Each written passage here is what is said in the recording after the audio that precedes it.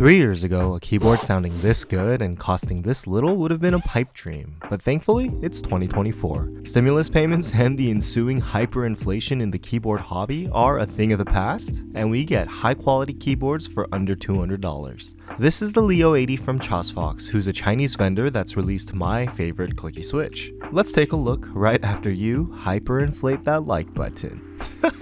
The Leo80 is a slightly dated design with an old-school pour-on gasket mount and a polycarbonate plate with an atrocious amount of flex cuts. But sometimes the safest path is the one most traveled, and the overall design of the board, with its cherry lip, 19mm front height, and 6-degree typing angle, make this keyboard one of the most comfortable keyboards to type on that I've tried in recent history. It comes in black, blue, or white, and you have the option of either WinKey or WinKeyless, with a further option of removing the badge to install an F13 key. It being 2024, the board comes with a 1.6mm thick tri-mode wireless PCB, thankfully with no flex cuts, and per key RGB with what seems like a million different presets and a very understated side underglow. Unfortunately, that's pretty much where the customizability ends, because you're stuck with a fixed 6.25U layout, no step cap support, and your only plate option is polycarbonate. Now, I'm not the biggest fan of multi-layout PCBs, because in my experience there are a lot of compromises that have to be made for hot swap, but 7U instead of this asymmetric WinKeyless monstrosity and step cap support would have been nice. That being said, enough of my griping. Let's see how this board sounds. Switches are the Chosfox White Foxes, which are a Haimu manufactured long pull linear with a full nylon housing and a palm stem. It has a full 3.8mm travel, and the spring is a 22mm long 2-stage spring with an actuation force of 47 grams and a bottom out force of 55 grams. Oh, and these switches go for just 30 cents per switch. Keycaps are GMK Purple Night. Here's a sound test with the stock board and all the foams added.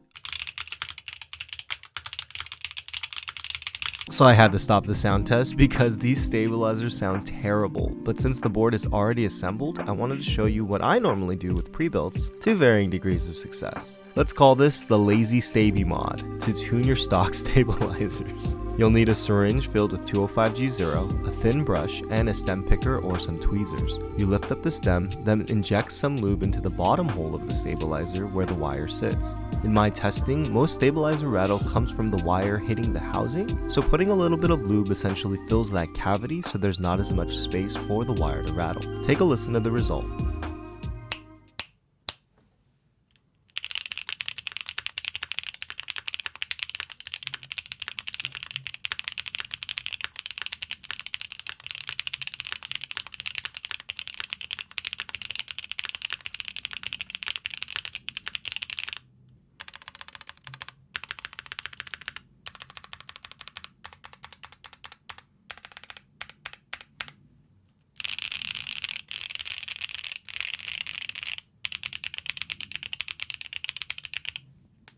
So while it didn't get rid of all the residual rattle, which usually means the wire is going to be a little bent, the board sounds overall significantly more pleasing, and I wouldn't have any problems using this board as is.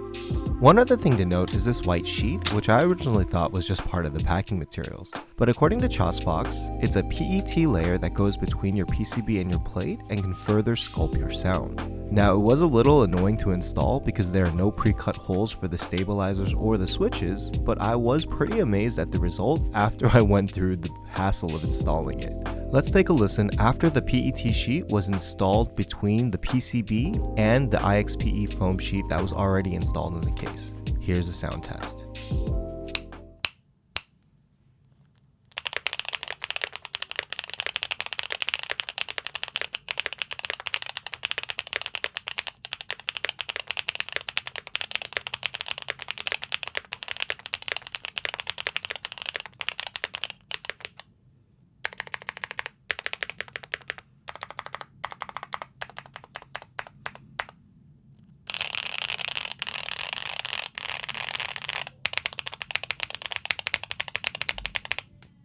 Now, as you can tell from the sound test, the PET sheet overall changed the sound signature of the board to be significantly louder and clackier, which was kind of surprising to me and reminded me a little bit about the tape mod. It'll require further testing to see just why certain materials in certain places affect the sound in the way they do, but it is pretty cool overall and a pretty interesting inclusion. Overall, the board is surprisingly very good, and it straddles the line between mass-produced boards like the Keycrons of the world and a true group-buy custom mechanical keyboard, retaining some character while being offered in stock at a relatively low price. The limited customizability is probably my biggest gripe with the board, although I'm sure that would have increased the price. All in all, the Leo80 is a very solid board that I think would appeal to someone making the transition from a gamer-centric board like a Razer into this wonderful cursed hobby. Check out some more keyboard content here. I'm MakerMods, and I'll catch you in the next video.